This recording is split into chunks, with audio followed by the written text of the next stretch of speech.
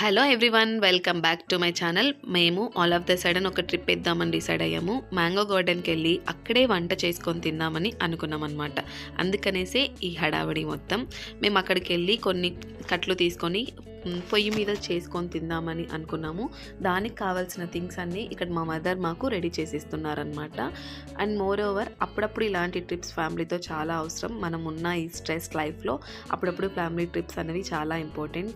పిల్లలతో పాటు ఇలా బయటికి వెళ్తే పిల్లలు కూడా చాలా ఎక్సైటెడ్గా ఉంటారు. చూడండి పిల్లలందరూ ఎంత ఎక్సైటెడ్గా అండ్ హ్యాపీగా ఉన్నారో.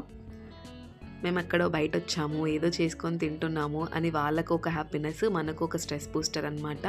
సో ఇక్కడ పాప కోసం అయితే ఇంకా ఉయ్యాల వేస్తున్నాము, పాప నిద్రపోవడానికి అని చెప్పేసి.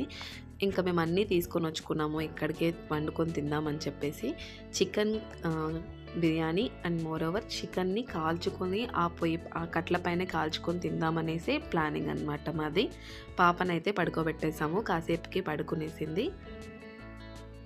ఇంకా మా పనులన్నీ మేము స్టార్ట్ చేసేసాం అన్నమాట పాప పడుకున్న తర్వాత. ఫైజాన్ అయితే ఫుల్ ఎక్సైటెడ్గా అటు ఇటు ఆడుతున్నాడు. చెట్లలో మ్యాంగోస్ ఉన్నాయన్నమాట. ఆ మ్యాంగోస్ని కట్ చేసుకొని వచ్చి ఇలా ఉప్పు కారం వేసుకొని తింటున్నాము. ఎంతైనా మన గార్డెన్లోని చెట్లలో ఉన్న కాయలంటే ఆ టేస్టే వేరు కదా. అప్పుడప్పుడు వెళ్ళాలి, అలా తింటూ ఉండాలి, అప్పుడే ఎక్సైట్మెంట్ ఉంటుంది. సో ఇక్కడైతే కుకింగ్ ఒక పక్క స్టార్ట్ చేసేసాము. కుకింగ్ ఒక పక్క జరుగుతుండగానే మేము ఒక సైడ్ ఆడుకుంటున్నాము. ఇంటికి కావాల్సిన మ్యాంగోస్ అన్ని హార్వెస్ట్ కూడా చేస్తున్నాము. అండ్ మోర్ ఓవర్ మేము ఒక ప్లేట్ తీసుకెళ్ళిపోవడం మర్చిపోయామన్నమాట.